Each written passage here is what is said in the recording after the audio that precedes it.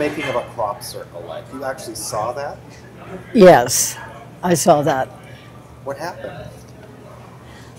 I was in England, 1994, and I was taken in the nighttime from my bed, taken up through where the ceiling meets the wall, or the wall meets the ceiling, taken out into the air and then into a small craft taken by 3 beings. And I was seated in the craft, and then the craft started lifting. I could feel it, that we were rising up, and we flew for a few minutes, and then the craft stopped and tilted down a little bit so that through the front windows of the craft I could see that we were over a wheat field. I was very familiar with wheat fields at the time from having visited many other crop circles. So then the craft straightened up again, and almost immediately I heard from right next to where I was seated in the craft, I heard, as if coming from the bottom of the craft, a big swooshing noise. And then it moved to the side and went swoosh again, and to the side of that and went swoosh. In other words, swoosh, swoosh, swoosh, all around it in a circle. And then it seemed like we were flying around in a rapid circle like a ring. And then the craft stabilized, and we flew back to the inn where I had been staying in Salisbury, England. And I was returned to my bed and slept through the rest of the night. Now, consciously, I had not known all of those details that I have just said. Consciously, what I was aware of is that I had for 45 minutes previously asked, while driving on a California freeway, asked out loud, please, please, whoever you are, you special beings who are making the crop circles, please take me for the making of a crop circle. I would really appreciate and love to have that experience. And I praised them for these beautiful crop circle patterns they were making, and complimented them in all kinds of ways. And I was sincere. I really meant it. And so a few weeks later, when I was still in England, looking at crop circles nearly every day, my wish was granted.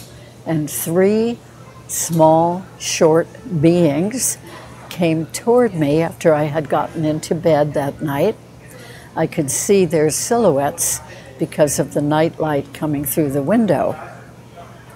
I saw them coming to me, and then I was out of consciousness in the bed and didn't know the rest of the experience that I have told you until I was home again and had somebody professionally regress me to that experience.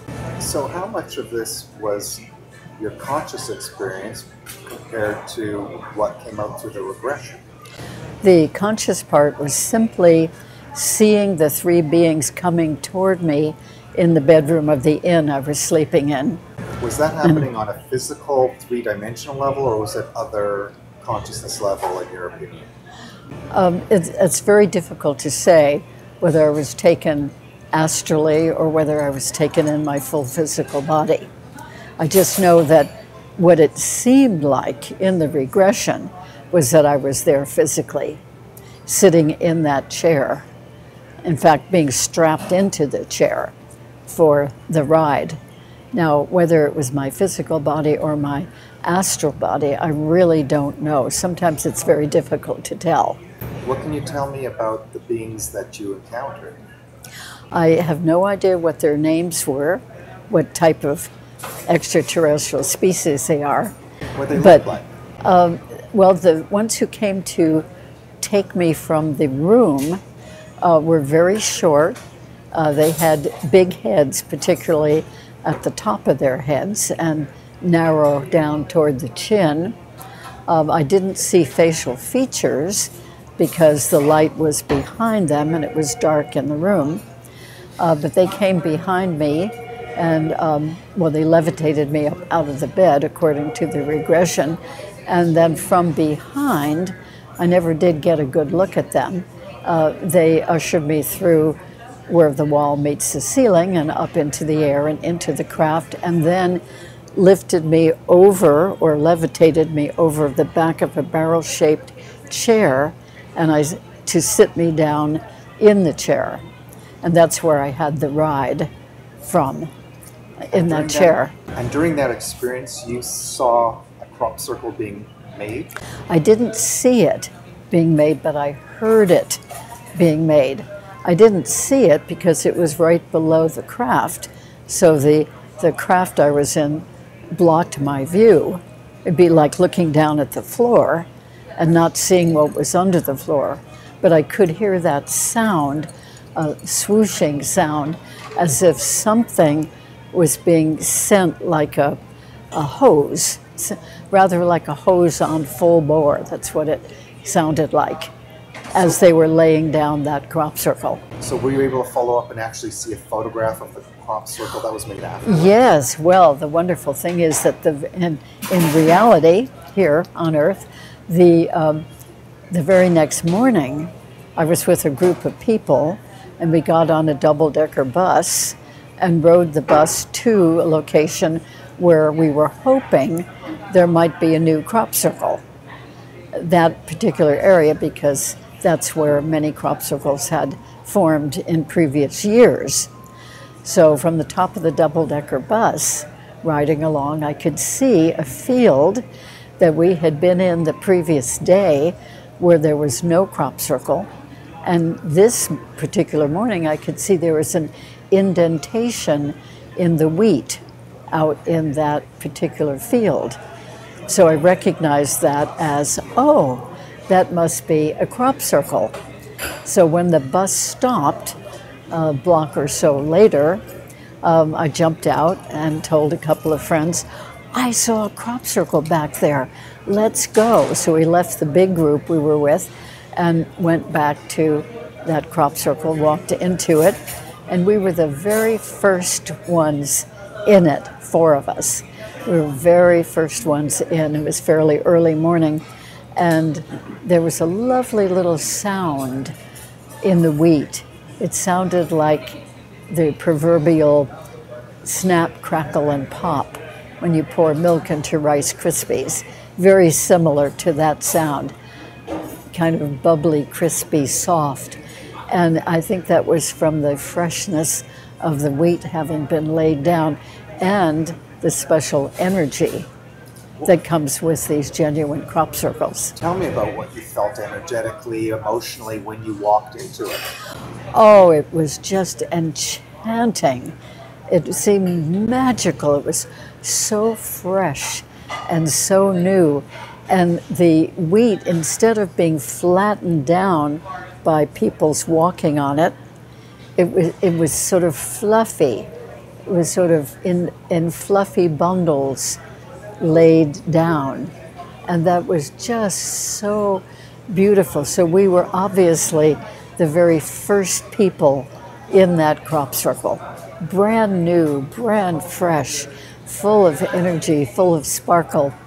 So we went into it, and it was a beautifully laid down crop circle with 12 or 13, actually, 13 circles laid down in a circular pattern, and each circle a little bit smaller than the one next to it, getting down to a very small circle at the end of the circle of circles, if you see. And then all of that was surrounded by a beautiful, very even ring.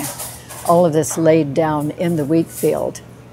This was in August, about August 10th or 11th of 1994. And that was a beautiful, beautiful crop circle. So after it was made, they reversed course in this craft and just took me back to the inn in Salisbury, England, where I was. That's mind-blowing. I've never heard a story like that. Yeah. So that was my first experience of having any contact with extraterrestrials that I am aware of. What do you think is the meaning of the crop circle in light of the fact that you requested to see, to have a contact experience? You made a crop circle out of it, and there must be some meaning. What meaning do you figure it's This about? particular crop circle happened at the end of a series of crop circles that exactly followed the real happening out in space that summer, 1994, the real happening of the Shoemaker-Levy comet hurtling across the heavens and striking planet Jupiter. So each time the comet actually struck planet Jupiter, that night when that had happened out in space, there was a new crop circle indicating that had happened. So in other words, the first crop circle that showed the full comet had 21 pieces in it, had sort of like a head, a circular head of some sort, and then 21 pieces in its tail, shall we say. And each time a piece of the real comet hit Jupiter, there would be another crop circle signifying that had one fewer circle in its tail, until all the pieces of the actual comet had hit Jupiter, and then there were no more pieces left in the tail. So the last crop circle was the one that I was present for the making of. They took all these circles and made a circle of them, kind of wrapping up, completing, making a whole phenomenon out of that Shoemaker-Levy comet hitting Jupiter. So that was the last in that series of actually about 22 crop circles that had happened in coordination with the Shoemaker-Levy comet hitting Jupiter. As above, so below. It was thrilling to me to think that there was a consciousness out there that coordinated the actual hitting of the comet into Jupiter, 21 pieces of it, coordinating that with making the crop circles here on planet Earth in the same general geographical area of Wiltshire County and Hampshire County, England. Yeah.